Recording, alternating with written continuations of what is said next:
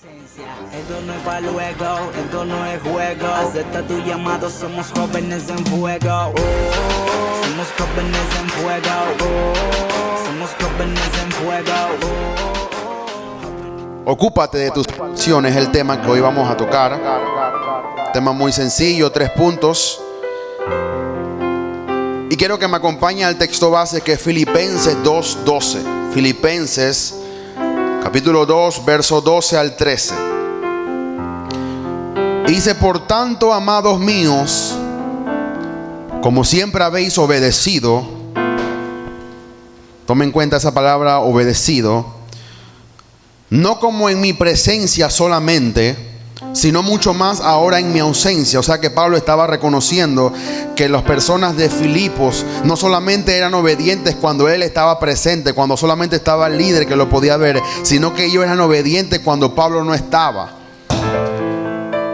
Dice, no, sino mucho más ahora en mi ausencia. Pero Pablo dice: ocupaos en vuestra salvación con temor y temblor.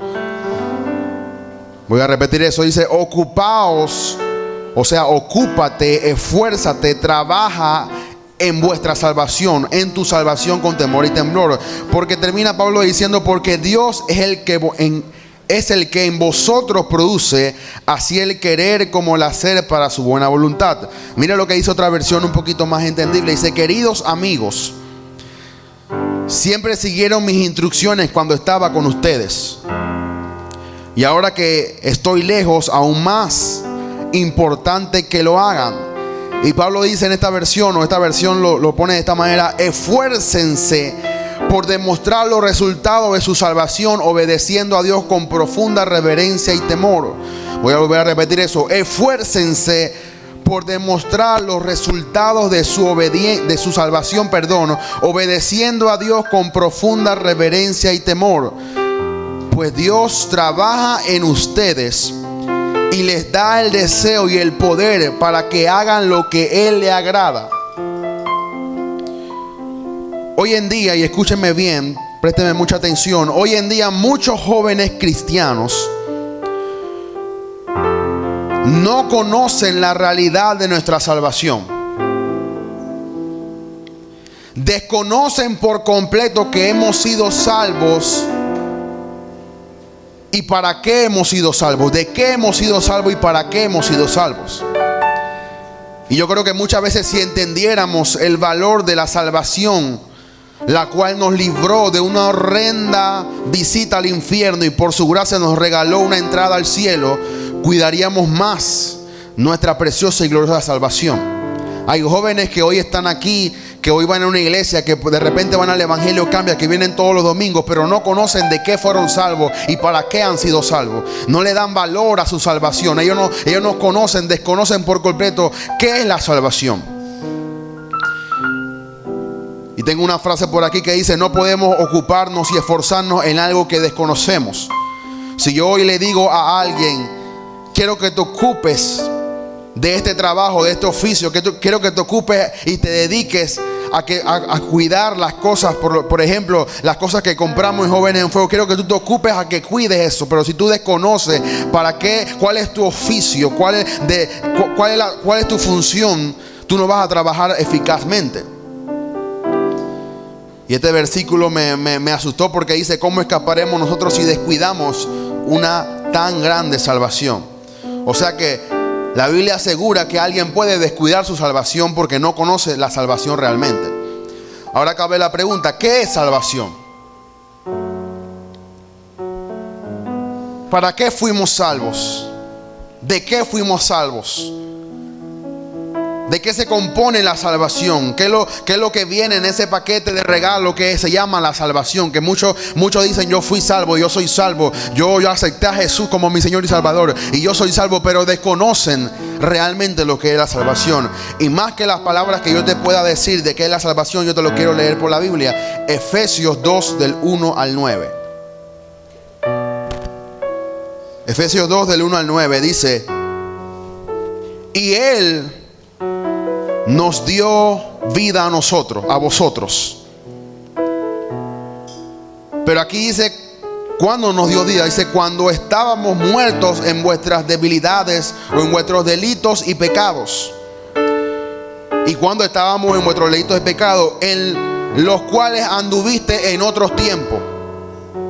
O sea, Jesús intervino tu vida cuando tú estabas muerto en tus delitos y pecados, en las cuales andaste en otro tiempo. Dice, siguiendo la corriente de este mundo. O sea, muchas personas seguían la corriente de este mundo, estaban muertos porque estaban en delitos y pecados, pero Jesús te dio vida.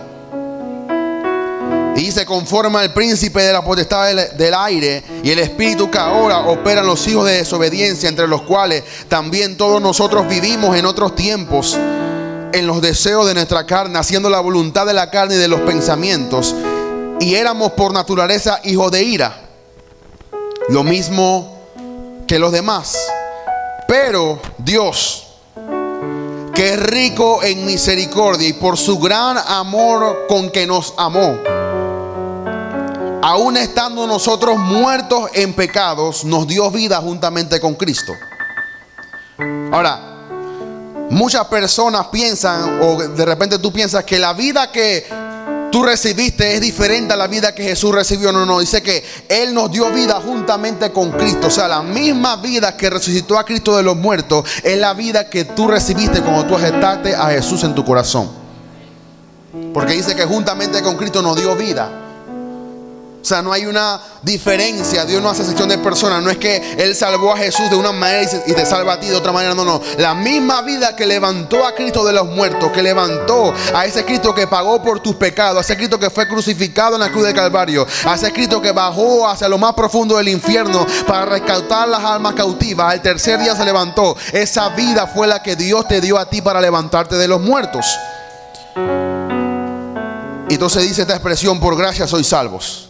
O sea, queriendo decir que nada lo que tú puedes hacer en tu carne te otorga o te asegura una salvación, sino que es por gracia, algo que tú no merecías. Dios te dio algo que tú no merecías. Y dice, juntamente con Él nos resucitó, y asimismo nos hizo sentar en lugares celestiales con Cristo Jesús, para mostrar en los siglos venideros las abundantes riquezas de su gracia en su bondad para con nosotros en Cristo Jesús. Y Pablo vuelve a repetir, porque por gracia sois salvos por medio de la fe. O sea, cuando tú recibiste a Jesús, tú tuviste que tener fe y creer en la salvación, en el sacrificio que Él hizo para tú poder ser salvo. Porque por gracia sois salvos por medio de la fe, y esto no es de nosotros, de vosotros, pues es don de Dios. O sea, la salvación que tú tienes proviene de Dios. Pues esto es don de Dios, no por obra, para que nadie se gloríe. Eso es la salvación. Y nosotros como jóvenes tenemos que estar seguros de qué es la salvación. Tú tienes que reconocer que cuando tú aceptaste a Jesús en tu corazón, tú recibiste vida. Ya tú no estás muerto en delitos y pecados. Ya tú no puedes estar más en tu vana manera de vivir, en tu antigua manera de vivir, porque dice la Biblia que cuando tú estabas muerto en delitos y pecados, Dios te dio vida y te salvó de esa manera, de esa vana manera de vivir. Te salvó de esa antigua manera de ver las cosas. Y que dice que por gracia fuimos salvos. Ahora, el énfasis del mensaje es: ocúpate en tu salvación. ¿Cómo yo me ocupo de mi salvación? Y ayer me daba un poquito porque quizás no fui pensando que iba a compartir este mensaje con ellos, porque toda la semana he estado estudiando esto, he estado buscando el versículo, oyendo mensajes, leyendo y estas cosas. Y el pastor Joel, ayer que fuimos a la cárcel, me dice: yo voy a predicar en un pabellón y tú vas a predicar en otro. Yo le digo: está bien. Entonces él me pregunta en cuál vamos primero. Yo le digo: bueno, vamos al que usted primero y después yo voy al que usted me otorgue para yo predicar. Y me dice: no, tú vas a predicar primero que yo. Y yo le digo: bueno, está bien. El pastor Joel comenzó a ministrar a los que estaban ahí, que sí recibe tu sanidad, sí recibe tu milagro, sí recibe ahora por fe. Y la gente estaba tremendo. Y yo: Señor, pero si yo tengo un mensaje que quizás contradice lo que Él está diciendo. Y bueno, yo le dije: si usted me dijo que iba a predicar, esto es lo que tengo en mi corazón de hace mucho tiempo, así que voy a predicar eso. Y compartí el mensaje, y los que están allá detenidos fueron realmente bendecidos con este mensaje. Claro, fue un poquito más enfocados a lo que ellos están experimentando, pero fue el mismo texto que le leí, el mismo mensaje que le voy a decir a ustedes. Ahora, ¿cómo yo me ocupo de mi salvación? ¿Cómo yo me ocupo de esta salvación que recibí por gracia? De esta vida que recibí cuando estaba muerto en delito de pecado. De esta salvación que recibí por gracia por medio de la fe. Lo primero que tenemos que hacer es vivir una vida de obediencia. Diga conmigo, vivir de obediencia. Ahora, quiero que usted me acompañe a Hebreos 5, 7 al 9. Porque muchos piensan que cuando Jesús estaba en la tierra, a Jesús se le fue fácil vivir esta vida. Muchos piensan que Jesús no pasó por tentaciones, que Jesús no pasó por debilidades, que Jesús no pasó por nada de eso que tú y yo pasamos. Pero para poder morir por nosotros, Jesús tuvo que pasar por cada cosa que nosotros pasamos aquí en la tierra. Y yo quiero que tú veas este texto. Y si tú nunca has leído este versículo, apréndetelo y siempre óralo, siempre reclámalo. Siempre cuando estás debilitado, cuando estás en la carne, cuando no sabes qué hacer, cuando te ves ahogado, cuando piensas que el mundo te está atacando, lee este versículo. Este versículo me ha ayudado mucho a mí. Hebreos capítulo 5 del 7 al 9. Y algo que usted se sorprenderá, porque usted piensa que Jesús no estuvo en la carne. Y sí, Jesús estuvo en la carne, sin pecado, porque nunca pecó, pero Él estuvo en la carne. Y miren lo que dice la Biblia: y Cristo en los días de su carne. O sea, que Él tuvo días así como tú y como yo. Él tuvo días que se debilitó. Él tuvo días que la carne se le estaba subiendo. Pero aquí vemos cómo Jesús pudo sobrellevar esos días que estuvo en su carne.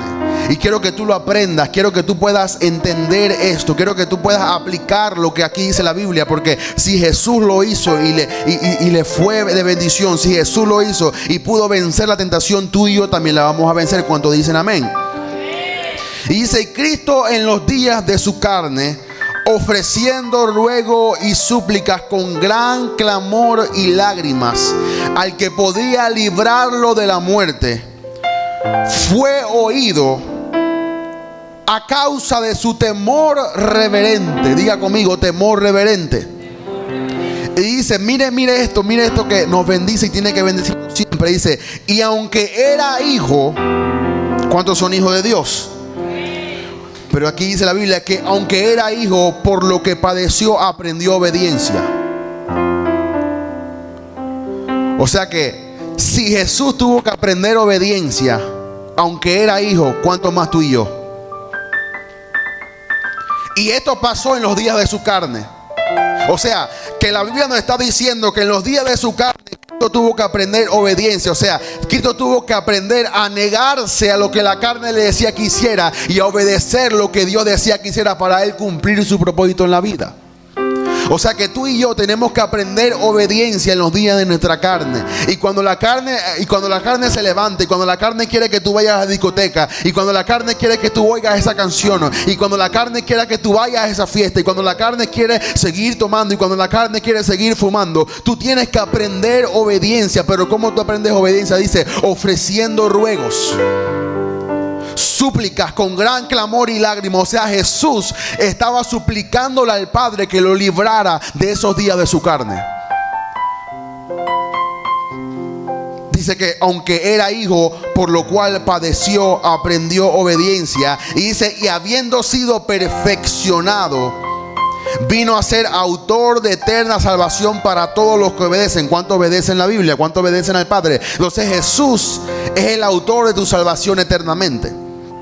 Ahora, estar en la carne, óyame bien, no te limita a orar, a suplicar, a rogar o a clamar.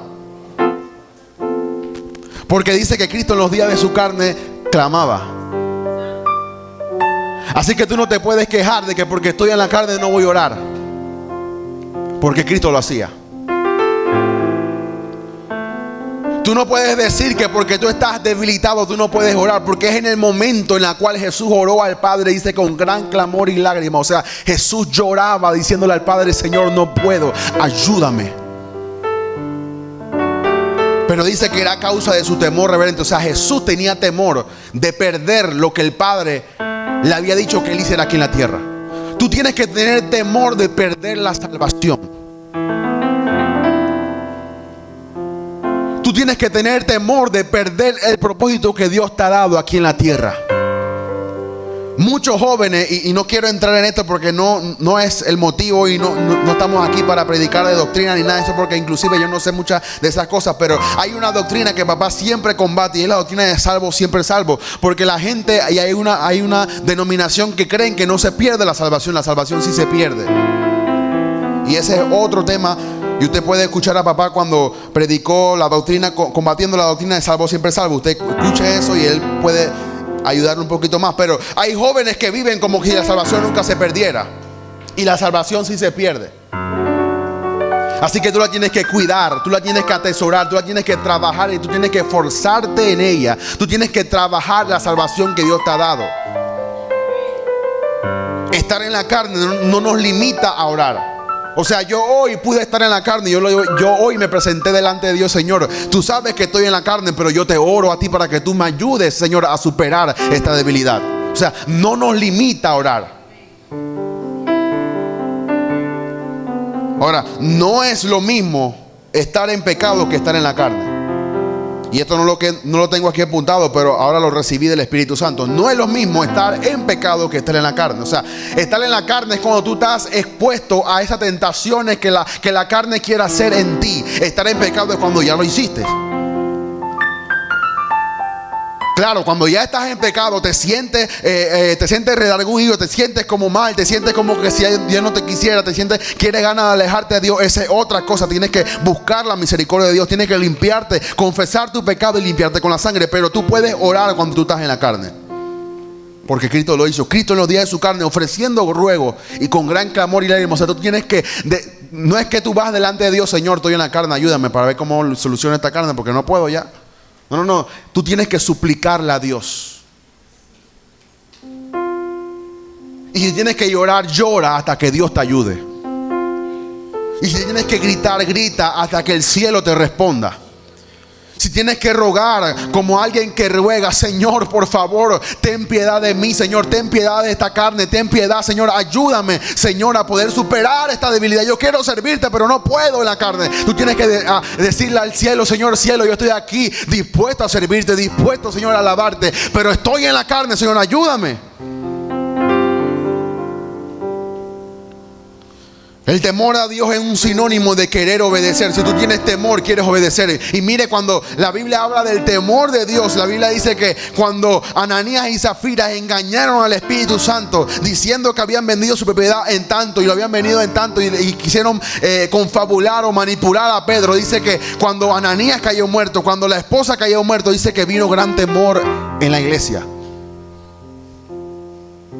O sea, a ti te tiene que dar temor reverente, no un temor ese que el miedo, como si Dios fuera un cuco, como si Dios fuera un fantasma. No, Dios no es un fantasma, Dios es un Dios bueno, pero tú tienes que tener temor de perder lo que Él te ha dado. Y eso, el temor que tú tienes, es como cuando tú estás en la montaña rusa. Y yo nada más me he montado como una vez y no me monto más. En esa que estaba, yo creo que cuando fue en Albrook, y yo me monté en esa que viene así como empinada, y yo sentía como que yo me iba a salir de ese carrito, como que iba a volar. Yo: Señor, ¿para qué me monté aquí? Y agarré al que estaba al lado así. ¡Ah! Bueno, así te tiene que dar miedo, el temor de poder perder lo que Dios te ha dado. El hecho de ser hijo de Dios no quiere decir que seamos obedientes. Tú puedes ser hijo, pero no necesariamente estás en obediencia. Porque dice que Cristo, siendo hijo, aprendió obediencia. O sea que todavía, aunque Jesús era hijo, todavía no había aprendido la obediencia necesaria para poder vencer la carne.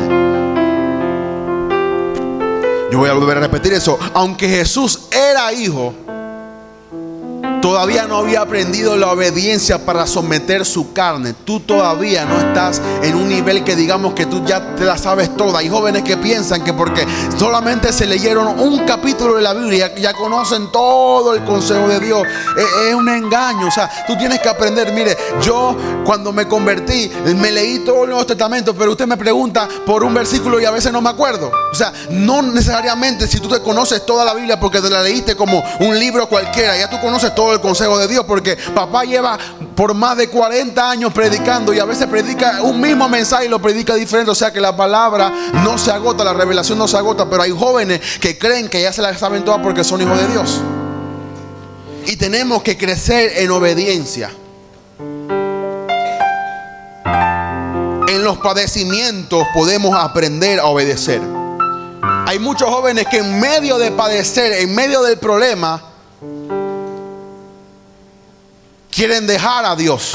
Hay muchos jóvenes que en medio de las circunstancias quieren dejar a Dios. Y es en el mejor momento para tú aprender obediencia. Porque ¿cómo tú te vas a dar cuenta que Dios sana si no te enfermas?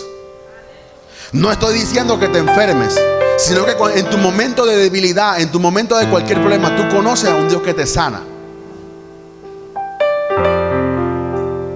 ¿Cómo Dios te puede librar de una tribulación si tú no has pasado por una tribulación? No quiero que entres en la tribulación, pero si estás en ella, tú puedes conocer a un Dios que te libra de ella.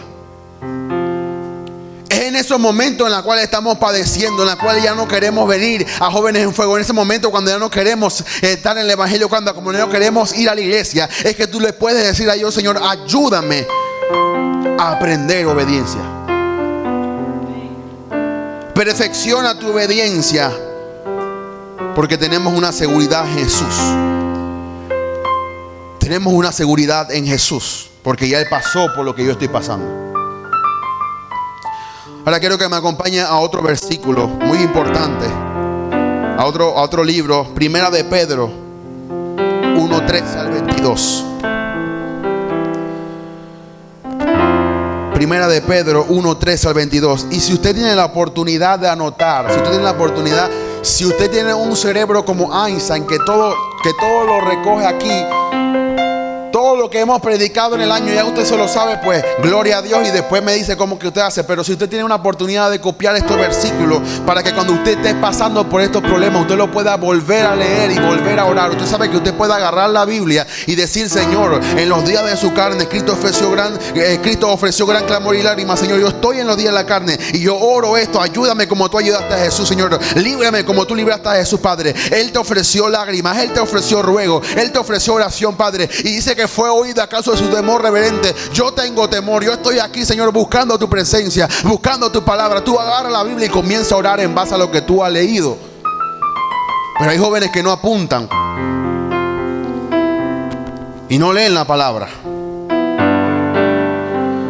Por favor, acompáñenme a Primera de Pedro, capítulo 1, 13 al 22. Dice Pedro: por tanto, ceñid los lomos de vuestro entendimiento y sed sobrios. O sea, por favor, tengan la capacidad de poder escucharme. Sean sobrios, sean entendidos. Y esperad por completo en la gracia que os traerá cuando Jesucristo sea manifiesto. O sea, hay una gracia, como yo le decía ayer en el pabellón 12 de la joyita, hay una gracia que viene con Jesús que te puede ayudar en tu debilidad. Hay una gracia que acompaña a Jesús, hay una gracia que viene a Jesús. Es más, le decía a ellos que Pablo oró 3 veces por un mensajero Satanás que lo bofeteaba, que lo buscaba, que Pablo estaba harto de él. Y Pablo oró 3 veces y Dios le respondió: Pablo, bástate mi gracia. O sea, Dios le dio más énfasis al poder de su gracia que al poder que la oración que Pablo podía hacer. Y hay muchos jóvenes que oran, y yo les decía allá, porque allá hay muchachos que oran 12 horas, porque como no tienen nada que hacer, y como están encerrados en su celda, ellos se meten a orar 10, 5 horas y oran demasiado, y son hombres de Dios y son mujeres de Dios, porque también oran las mujeres en las cárceles. Pero yo le decía, Dios le decía a Pablo: hay más poder en la gracia que en lo que tú puedas hacer por tu obra orándole a Dios. Porque Dios le decía: el problema y ese aguijón va a ser quitado de ti cuando tú aprendas a confiar en la gracia que ya yo te he dado. Pero muchos jóvenes quieren confiar en lo que ellos hacen por su obra, en lo que ellos hacen. No, es que yo oro así y Dios me va a salvar. Es que yo oro así y Dios me va a liberar. No es que yo hago este método. No es que yo sé cómo convencer a Dios. No es que yo sé cómo agarrar a la persona y cómo predicar el evangelio. Ya yo sé cómo decirle. Yo le digo esto y la persona llora. Yo hago esto y la persona sabe. No. Es tú tienes que confiar en la gracia de Dios que está depositada sobre ti. Y Pedro decía, esperen en esa gracia que viene cuando Jesús se manifiesta. Como hijos obedientes. Y sigue diciendo, no os conforméis a los deseos que antes tenéis, estando en vuestra ignorancia. O sea, no se conforman a su manera antigua de vivir, sino como aquel que os llamó es santo, sed también vosotros santos en toda vuestra manera de vivir. O sea, la misma santidad que practicó Jesús, tú la puedes practicar en tu vida, en toda tu manera de vivir. Cómo piensas, cómo hablas, cómo caminas, cómo te expresas, cómo ves, cómo oyes, todo. ¿Por qué? Porque está escrito, sé santo porque yo soy santo. O sea, tú no te santificas por la santidad de alguien. Yo no puedo vivir en la santidad que papá vive, porque es una santidad que yo todavía no puedo llegar, porque él tiene más de 40 años, 60 años de ser cristiano. Yo no me puedo montar en sus zapatos. Yo tengo que aprender como él aprendió. Tú no puedes vivir de mi santidad. Tú no puedes vivir la santidad de tu vecino. Tú no puedes vivir la santidad de tu novio, de tu novia, de tu vecino, de tu mamá. Tú tienes que vivir la propia santidad. Tú tienes que conocer al Dios que es santo. Santifícate por Dios. Dice, porque está escrito, sé santo porque yo soy santo. Y si invocáis por Padre a aquel que sin acepción de persona juzga según la carne a cada uno. O sea que Dios juzga a cada uno según lo que hace. Tú te preguntas, es que ¿por qué Dios no le hace esto a este? ¿Y por qué Dios sí me hace? No. Es que Dios juzga a la persona diferente, aunque Él no hace excepción de persona cuando nos va a bendecir. Pero cada uno, según su fruto, conoceremos a la persona. Y Dios juzga a cada quien por los actos que hace. Dice, conducíos en temor todo el tiempo de vuestra peregrinación. O sea, de vuestra manera de caminar. Cómo tú caminas, cómo tú vives tu vida en la escuela, en la universidad, en tu trabajo, en la barriada. Cómo tú vives tu vida en tu casa con tus familiares. Dice que nos conduzcamos con temor todo el tiempo, sabiendo que fuiste rescatado de vuestra vana manera de vivir, la cual recibiste de vuestros padres, no con cosas corruptibles como oro, como plata. O sea, tú fuiste rescatado no con cosas corruptibles, o sea, cosas que se puede oxidar, cosas que se puede deteriorar. Tú fuiste rescatado. Mira lo que dice, no con oro y con plata, sino con la sangre preciosa de Cristo. O sea, a ti no te salvó el vecino, a ti no te salvó tu papá. Yo no te puedo salvar. Papá aún no te puede salvar. El pastor más grande del mundo no te puede salvar. La persona que tenga buenas intenciones contigo no te puede salvar. La única salvación viene por la sangre de Jesús. El único milagro que Dios puede hacer contigo proviene por la sangre de Jesús. La única salvación, la única esperanza, la única seguridad que tú tienes se llama la cruz, que murió Jesús ahí por ti. Tú tienes que aferrarte a la cruz, tú tienes que aferrarte a la sangre, tú tienes que aferrarte a eso que pagó por ti. Tú vales lo que se pagó por ti, tú vales la sangre de Jesús.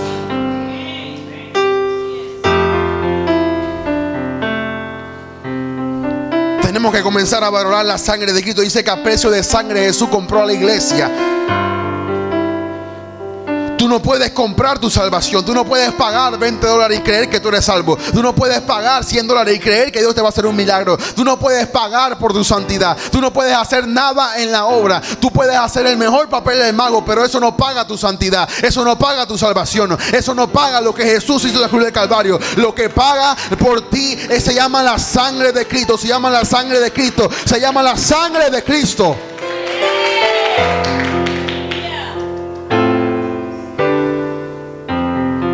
Porque como cordero, sin mancha y sin contaminación, ya destinado desde antes de la fundación del mundo. O sea, Dios sabía desde antes de la fundación del mundo que muchas personas íbamos a necesitar a alguien que pagara por nuestro pecado. O sea, a Dios no le sorprendió tu pecado. A Dios no le sorprendió tu caída. A Dios no le sorprendió tu desviación. A Dios no le sorprende nada en la tierra, porque dice que antes que tú pecaras, ya Dios de antemano había hecho un cordero que pagara por tus pecados.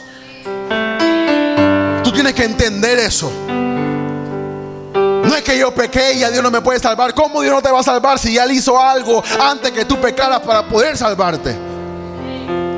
Antes que Dios creara la tierra, antes que Dios creara las estrellas, antes que Dios creara las constelaciones, antes que Dios creara el espacio, antes que Dios creara la luna, el sol, antes que Dios creara todas las galaxias, antes que Dios creara todo lo que tú ves, ya Dios había hecho un cordero para pagar por tu pecado. Eso es lo que paga tu salvación. Como cordero sin mancha y sin contaminación, ya destinado desde antes de la fundación del mundo, pero manifestado en los postreros tiempos, por amor a vosotros. Todo se hace por amor. Por amor a vosotros. O sea, Dios, desde antes de la fundación del mundo, proveyó un cordero sin mancha para pagar tu pecado por amor. No es porque Dios le da la gana, porque Dios quiere ganar, porque Dios quiere ser Dios. No, no, por amor a vosotros. Tú tienes que comprender el amor que Dios te tiene, que desde antes que tú pecaras ya Dios te salvó, ya Dios te veía salvo porque ya había hecho un cordero para pagar por tus pecados. Por amor a vosotros, y mediante el cual creíste en Dios, quien le resucitó de los muertos, le ha dado la gloria, para que vuestra fe y esperanza sean en Dios. Yo tengo mi fe, yo tengo mi esperanza puesta en aquel que prometió que lo haría conmigo. Tú tienes que tener la fe y la esperanza en aquel que te prometió. No pongas tu esperanza en nadie. No pongas tu esperanza en ningún chico. No pongas tu esperanza en ninguna muchacha. No pongas tu esperanza en alguien que te prometió que no te va a cumplir. Pon tú siempre tu esperanza. Por eso la Biblia dice: puestos los ojos en Jesús, el autor y consumador de vuestra fe. Tú tienes que poner tu esperanza en Dios. Y si tú pones tu esperanza en Dios, si tú confías que Él lo puede hacer contigo, Él te va a ayudar porque ya lo prometió y Él lo va a cumplir. Pero dice: habiendo purificado vuestras almas, como purifico mi alma por la obediencia a la verdad. ¿Y quién es la verdad? Dice que Jesús dijo: yo soy el camino, yo soy la verdad y yo soy la vida. O sea, tú tienes que caminar ese camino para encontrar la verdad, pero la verdad te lleva a la vida, que es Jesús. Habiendo purificado vuestra alma por la obediencia a la verdad. Tú purificas tu alma. Si tú sabes que tu alma está contaminada, si tú sabes que tu alma está llena de emociones que provienen de este mundo, si tú sabes que tu alma está llena de intelecto, si tú sabes que tu alma está llena de cosas que no corresponden a lo que dice la Biblia, purifica tu alma a través de la obediencia a la palabra de Dios. No a un hombre, no a un pastor, no a un apóstol, no a un líder, no al que está a tu lado. Purifica tu alma confiando y poniendo tu confianza en la obediencia a la verdad.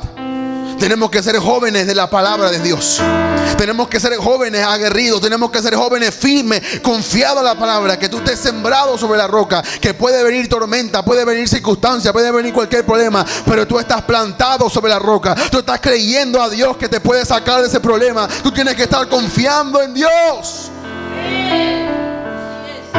Pero ¿cómo yo obedezco a la verdad? Dice Pedro: mediante el Espíritu. Si leemos la palabra de Dios, todo coordina. Hay jóvenes que dicen: es que yo no comprendo cómo es que pasa esto. No, todo coordina. Dice que Él nos rescató de nuestra vana manera de vivir, por amor, ofreciendo o haciendo un sacrificio, haciendo antes de la fundación del mundo un cordero. Y eso lo hizo por amor, habiendo purificado la alma en la verdad. Pero dice mediante el Espíritu. O sea, todo coordina, todo coordina. No hay nada en Dios que no coordine. No hay nada en Dios que se pueda ver confusión. En Dios no hay confusión, en Dios no hay tiniebla. Todo coordina en Dios porque todo lo hizo Dios perfecto. Mediante el Espíritu. Y mire cómo termina Pedro. Para que el amor fraternal no fingido, amaos unos a otros unos a otros extrañablemente de corazón puro. O sea, todo esto que yo te he dicho aquí, todo esto que leímos en primera de Pedro de 3 a 22, Pedro termina diciendo: esto se hace amando a tu hermano, no con un amor fingido, sino con un amor extrañablemente, sino con un amor que tú extrañas amar a alguien. Tú sabes que Dios te extraña en amor.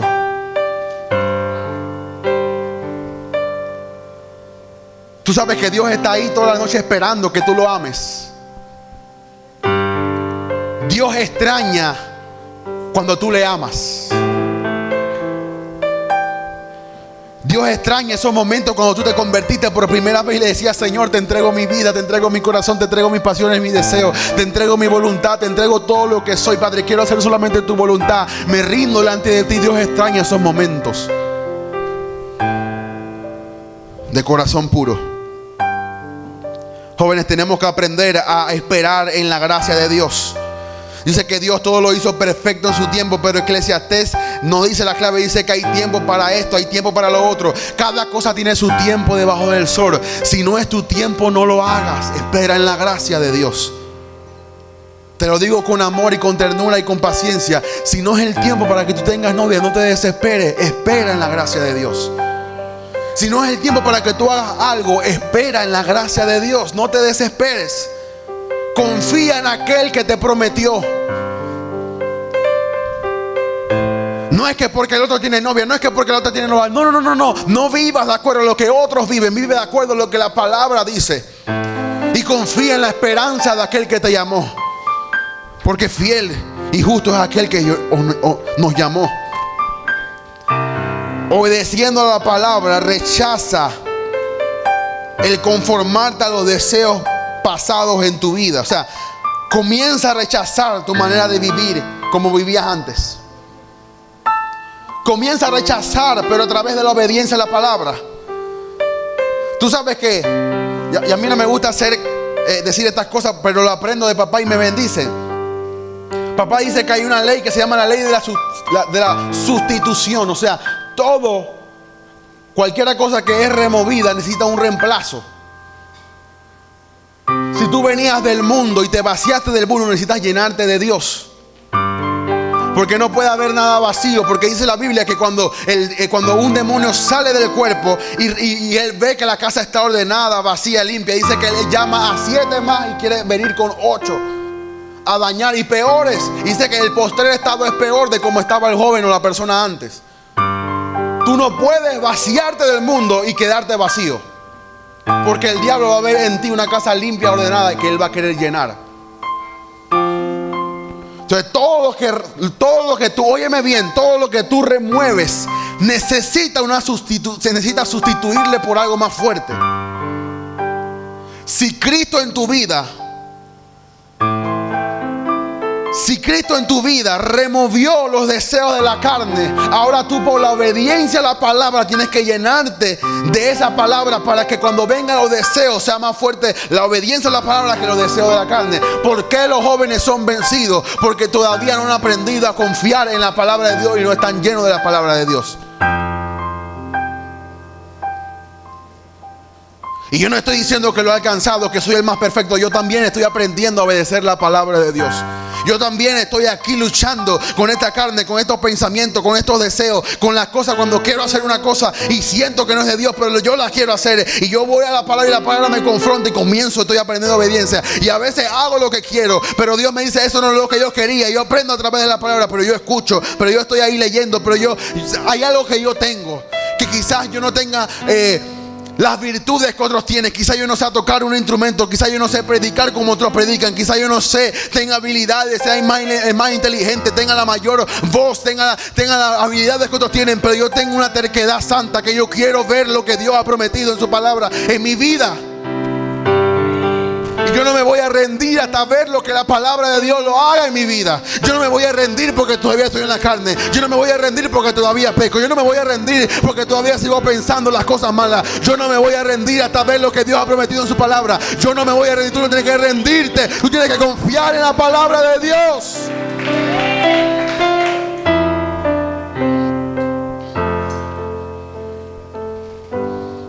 Santifica tu manera de vivir. Reconoce que Dios lo puede hacer contigo y que Él no hace excepción de personas. Y esto lo aprendo. Todo lo que yo sé del evangelio hoy en día lo he aprendido de mi padre espiritual. Por eso lo menciono. Y mi padre espiritual me ha enseñado a mí que si Dios lo hizo con Pedro, también lo puede hacer conmigo. Y si Dios lo hizo con Pablo, que mataba a los cristianos, Dios también lo puede hacer conmigo. Yo no he matado a ningún cristiano. ¿Y por qué Dios no lo va a hacer conmigo? Y la Biblia no engaña, dice que Dios no hace sección de personas. O sea, Él no hace sección de que yo voy a hacer esto con Pablo y no voy a hacer esto con Juan. Yo voy a hacer esto con Juan y no voy a hacer esto con Pedro. No, lo mismo que Él hizo en Juan, lo mismo que Él hizo en Pedro, lo mismo que Él hizo en Pablo, lo puede hacer en ti, en ti, en ti, en ti. Dios no hace sección de personas. Tú tienes que reconocer eso. Pero ¿cómo sabemos que Dios no hace sección de personas si no leemos que la Biblia dice eso?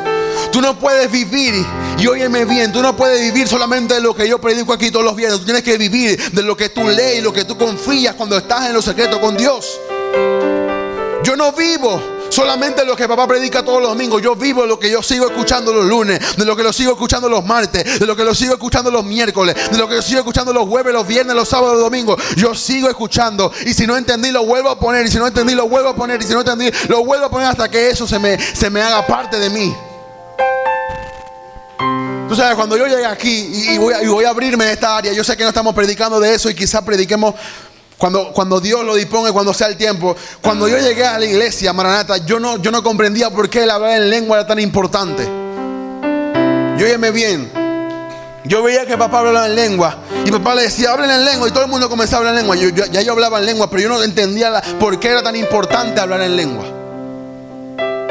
Y yo decía, pero ¿por qué este Señor se empecina que yo hable en lengua?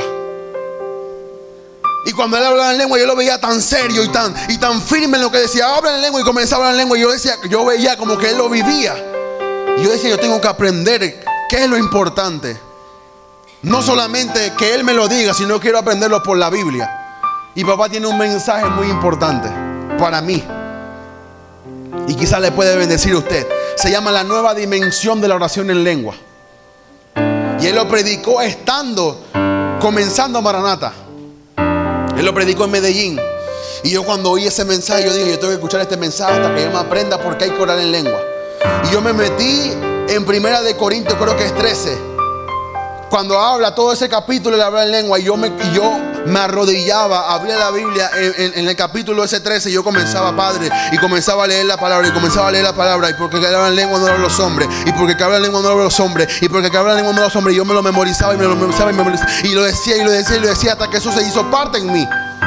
Y voy con otro versículo, y el que habla en lengua se edifica a sí mismo, y el que habla en lengua se edifica a sí mismo, y el que habla en lengua se edifica a sí mismo, y el que habla en lengua se edifica a sí mismo. Yo soy edificado cuando hablo en lengua, yo soy edificado cuando hablo en lengua. Y lo dije, hasta me lo aprendí.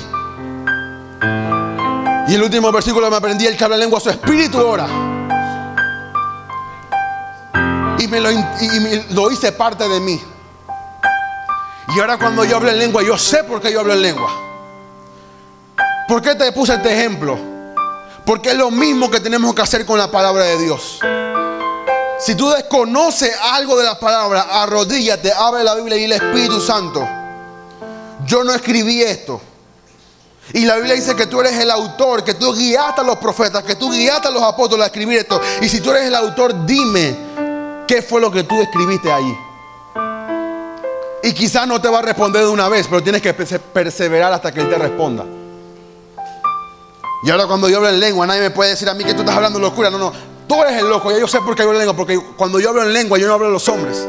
Yo hablo a Dios, porque hablar en lengua es hablar misterios. Cuando yo hablo en lengua, me edifico a mí mismo. Yo estoy siendo edificado. Yo no, dice la Biblia que cuando hablo en lengua queda sin fruto tu entendimiento, pero tu espíritu es fortalecido. Yo sé por qué hablo en lengua, porque mi espíritu ora. Y ya eso es parte de mí. Bueno, haz parte de ti la palabra de Dios. Reconoce que Dios no hace acepción de personas. Aprenda a caminar en amor y en el temor de Dios. Mire esta versión, lo que dice: ustedes oran a Dios y lo llaman Padre, y Él juzga a todos por igual según lo que hacen. Por eso deben mostrarle respeto en todo lo que hagan durante el tiempo que estén en este mundo. Reconoce el poder de la sangre. Purifica tu alma por la obediencia a la verdad. Y el Espíritu Santo te va a dar la capacidad de poder amar a otros. Mira esta frase: lo que hacemos en ausencia de los demás refleja lo que verdaderamente creemos y somos. Tú hoy puedes agarrar este micrófono y decir: Señor, te alabo con mi vida, te alabo con mi ser, te entrego todo lo que soy. Pero cuando estás en ausencia de los demás, es verdaderamente que tú puedes corroborar lo que tú dices con tu boca. Y es ahí donde muchos todavía estamos, que queremos, que todavía no vivimos lo que predicamos. Pero yo no me voy a rendir porque todavía yo no veo que vivo lo que predico. Yo voy a seguir intentando. Si la gente en el mundo le da y fracasa porque yo sé que la Biblia me dice que yo nunca voy a fracasar, que yo voy a tener éxito. La Biblia dice: y medita en la palabra de día y noche para que todo te vaya bien y tengas éxito en todo lo que hagas. Yo voy a ver el éxito en mi vida cumpliendo la palabra de Dios. No importa si me caigo, no importa si me deslizo, no importa si me embarro, no importa si caigo, no importa lo que pase. Yo voy a seguir y voy a seguir confiando en lo que dice la palabra de Dios y no en los hombres. Camina en el temor de Dios. Mira lo que dice. Vamos a utilizar muchos proverbios y salmos. Mira lo que dice Salmo 2:11. Salmo capítulo 2 verso 11 dice: servid a Jehová con temor. O sea que tú puedes servirle a Dios con temor. Está clarito ahí. Búscalo en la Biblia. Está allí. No lo inventé yo. Como les decía a los jóvenes allá en la cárcel, hay muchos cristianos que tienen una Biblia agujerada, o sea que quitan lo que no quieren leer o desconocen lo que realmente está en la Biblia. Lee la Biblia, lee los salmos. Tú sabes lo que muchas veces yo hacía: me leía los salmos de acuerdo al número del día. Y así me podía leer los proverbios, así me podía leer los salmos. Si era el día 22, me leía todo el salmo 22. Y meditaba en eso ese día, y meditaba eso hasta que me aprendí varios principios. Busca los mejores métodos para aprender la palabra de Dios. Salmo 2:11 dice: servid a Jehová con temor y alegraos con temblor. Mira lo que dice Salmos 34:11: venid, hijos, y oídme. El temor de Jehová os enseñará. O sea que el temor a Jehová. Y ahora te voy a explicar qué es temor de Dios. El temor a Jehová te puede enseñar a ti. Mira lo que dice Proverbios 10:27. El temor de Jehová aumentará los días. ¿Tú quieres vivir más días en la tierra? Bueno, tenle temor a Dios. Mas a los años de los impíos serán cortados. Porque los impíos no temen a Dios. Por eso sus días serán cortados. Y mire lo que dice Proverbios 1:7. El verso que todo el mundo sabe. El principio de la sabiduría es el temor de Jehová. Los insensatos desprecian la sabiduría y la enseñanza, pero el principio de la sabiduría es el temor de Jehová. Ahora, ¿qué es el temor a Dios? ¿Qué es el temor a Jehová? Dice que el temor de Dios es saludable. Consiste, óyame bien, consiste en un sentimiento de profunda reverencia hacia el Creador, hacia Dios, hacia tu Padre. Y es un temor sano de desagradarle por el aprecio que tiene a su amor y a su bondad. O sea, tú tienes temor a Dios porque tú temes desagradar a Dios. Eso es temor a Dios. Cuando tú temes hacer algo que Dios te ha dicho que no hagas. Cuando tú dices: yo no voy a hacer eso porque, ¿por qué? Porque tengo temor de Dios. ¿Por qué tú no bailas como los demás? ¿Por qué tú no vas a la fiesta como los demás? No, porque yo tengo temor de Dios. Porque a mí me da miedo poder desagradarle a mi Padre que me salvó con su sangre preciosa. Debido también al reconocimiento de que Él es un juez supremo y todopoderoso, aquel que puede castigar o destruir a los desobedientes.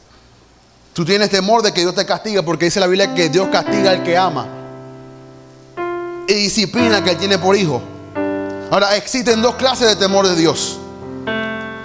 Diga conmigo: temor filial y temor de servir, del servil. El temor filial es aquel por el que se detesta el pecado y se aparta de él. O sea, cuando tú llegues al punto de detestar el pecado, se puede llamar el temor filial. Tenemos que llegar al punto de cuando vemos el pecado, detestamos eso. Que tú puedas decir: ya yo no quiero ser o pecar de esa manera. Cuando tú llegas al punto de desagradar, tú tenemos que llegar al punto de amar lo que Dios ama y aborrecer lo que Dios aborrece. Y tú te puedes medir de acuerdo a lo que estoy diciendo. Si tú todavía te gusta esas cosas del mundo, todavía no tienes temor de Dios. Porque el temor a Dios es de un temor de desagradarle a Él, de detestar el pecado y ser apartado de Él. No por las penas con que se castiga a los pecadores, sino porque aquello es una ofensa a Dios, algo que le desagrada a Él. Yo no quiero hacer eso porque desagrada a Dios. Yo no quiero hacer lo otro, yo no quiero hablar de esa manera porque yo voy a desagradar a Dios hablando de esa manera. Y el amor servil es aquel que evita el pecado por la pena que lleva consigo. O sea, cuando tú sabes, como lo dice la Biblia de Santiago, que el que sabe hacer lo bueno y no lo hace, se le constituye pecado. O sea, hay muchos jóvenes que hacen las cosas pero todavía no saben que eso era pecado. Pero cuando tú vienes joven en fuego y te enseñamos aquí lo que es pecado y tú lo haces, se te cuenta como pecado porque tú sabes hacer el bien pero no lo haces. Voy a volver a repetir eso. El que sabe hacer lo bueno y no lo hace es pecado. Voy a repetirlo. El que sabe hacer lo bueno por lo que dice la palabra de Dios y no lo hace es pecado. Por eso la Biblia dice: mejor fuese no que no hubieran conocido el amor de Dios. Queremos más responsabilidad, queremos más santidad en nuestra vida, pero eso trae una más responsabilidad y una más carga delante de nosotros hacia Dios. ¿Usted cree que yo estoy aquí contento siendo el líder de ustedes porque yo solamente quiero ser líder? No. A mí se me carga una responsabilidad porque yo soy aquel instrumento que le predico a ustedes.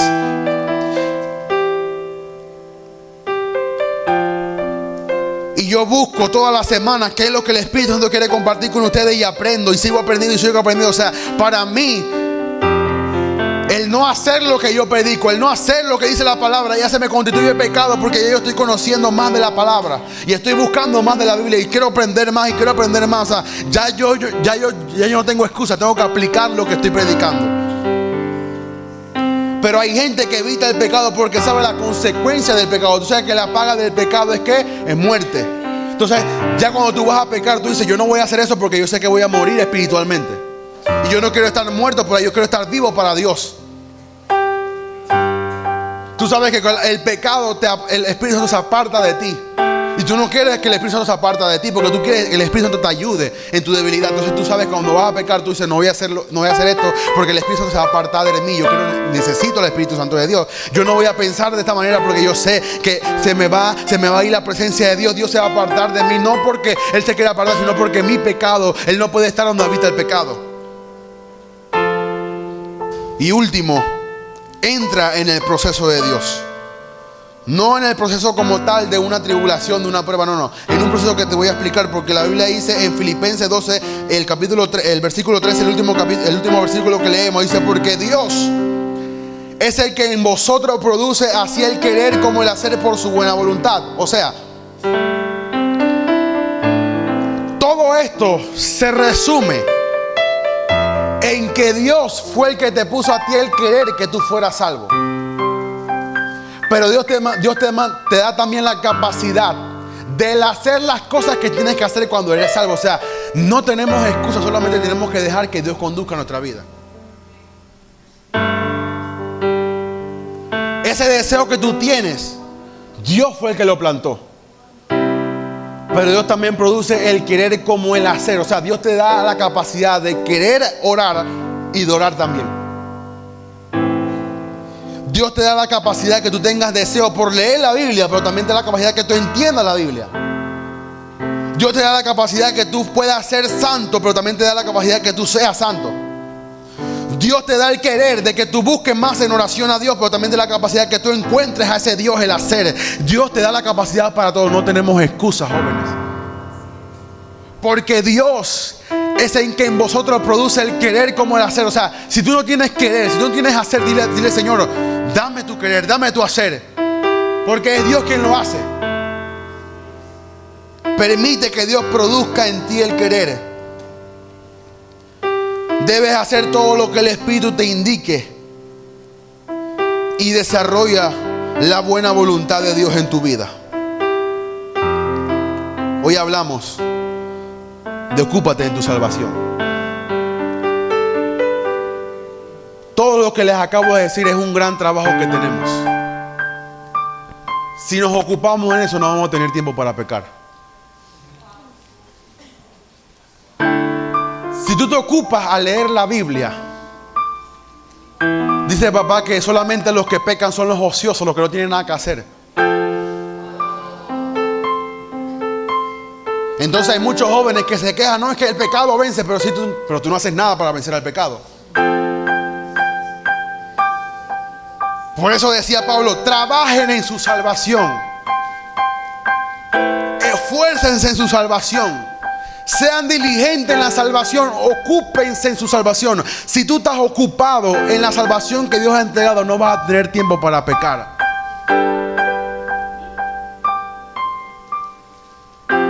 Si tú estás ocupado a leer la Biblia, tú vas a aprender y a crecer.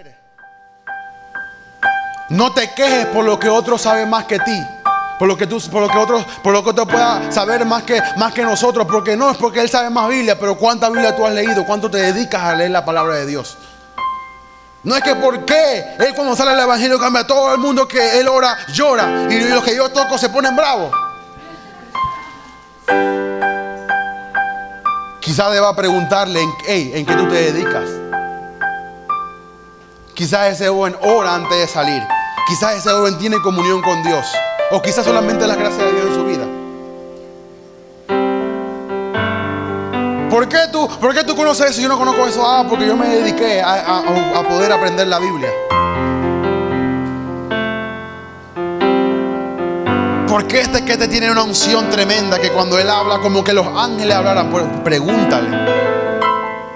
No te quejes de lo que tú no tienes. Comienza a esforzarte en la salvación. No te quejes, no es que el otro tiene más que yo y yo tengo menos que él. No, comienza a esforzarte. Comienza a ocuparte en la salvación. Dedícate a por lo menos a tener un devocional en la mañana. Dedícate a decirle a Dios, Señor, gracias por esta salvación que tú me has dado. Descubre la salvación. O sea, Dios te ha dado un regalo. Y no es Dios que te lo abre y te lo explica. No, tú tienes que tener el querer. Tú tienes que tener el deseo de poder encontrarla a Dios. Es como un niño que le dan el regalo y el niño comienza a abrir porque él quiere saber qué es lo que le regalaron, y él va rompiendo, él va quitando lazos. No le importa lo que se demoraron empacando el regalo, no le importa los lazos que le pusieron. Cuando tú vas a ver todo lo que hicimos, todo lo que... No, que lo voy a poner así para que salga, el niño lo destruye en menos de un segundo, porque él quiere descubrir lo que está dentro. A él no le importa el papel, a él no le importa el lazo, él quiere su regalo. Tú tienes que hacer así con tu salvación. Quítale todo el papel, quítale todos los lazos, quítale todas las cosas que la gente ha puesto y comienza a descubrir lo que realmente está dentro del paquete. Hay mucha gente que le pone, le añade cosas. Quítale todo eso y dedícate a escuchar la palabra de Dios. Una vez yo le manejaba a papá y estábamos con la pastora Giovanni, estaba mami, estaba papá, y estábamos hablando. Y mami me pregunta, nene, ¿cuál es tu canal favorito de televisión? Y yo le digo, ¿quiere que le diga algo, mamá? Realmente, desde que yo llegué a Maranata, ya yo no veo ni televisión. ¿Sabes cuál es mi canal favorito? Púlpito de un Rosario. Si tienes tiempo para chatear en Facebook 1 hora con alguien que no te va a edificar, porque no puedes ver 40 minutos de una prédica que te va a bendecir. Eso es algo que yo no puedo entender. ¿Por qué los jóvenes no pueden dedicarse a escuchar la palabra de Dios? Y yo no voy a negar que a veces hay prédicas que yo me he dormido. Quizás hay prédicas que yo oigo y no sé ni lo que papá dijo. Nada más sé el título porque lo leo. Pero yo no me rindo hasta descubrir lo que realmente el Espíritu Santo quiere decirnos a nosotros. Hay jóvenes que se rinden muy rápido. No es que yo me voy a leer toda la Biblia y comienza por Mateo, y cuando ves que Mateo dice que Jesús salió de este y que David salió de este y que no, que voy a leer todo ese poco de gente que yo no sé ni conozco.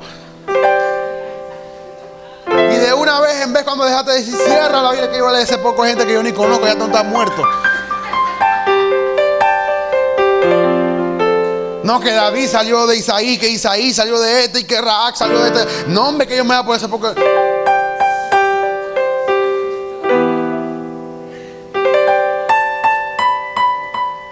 Y a veces como que creemos que lo sabemos todo.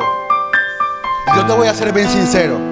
A veces hay versículos que ya yo entendí, ya yo no quiero ni leer, pero el Espíritu Santo me vuelve allí y te dice, tú no leíste bien. Y cuando lo vuelvo a leer, que Padre, yo no había nunca entendido eso, que tú crees que tú ya sabías todas. Comienza a leer de nuevo los versículos. No, porque yo me sé, porque de tal manera Dios amó al mundo, pero tú sabes la dimensión que es de tal manera. Cuando en Efesios, creo que es que Pablo decía, la longitud, la magnitud, la profundidad y la altura del amor de Dios. O sea, no es que Dios te amó solamente, no, es que el amor de Dios no se puede medir. Yo creo que si tú te dedicas a entender el amor de Dios, te vas a tomar un tiempo ahí que el pecado, tú le puedes decir, chao, no tengo tiempo para ti. Tengo mucho que aprender en la palabra de Dios. Ocúpate en tu salvación. Más que en señalar a los otros, comienza a ocuparte de tu salvación personalmente. Más que ver la debilidad del otro, que este no ora como yo oro, no, es que este no sabe como yo leo la Biblia, no, es que este no predica como yo, no es que no. Ocúpate en tu salvación y tendrás mucho trabajo por hacer. Esto no es para luego, esto no es juego. Acepta tu llamado, somos jóvenes en fuego. Somos jóvenes en fuego. Somos jóvenes en fuego.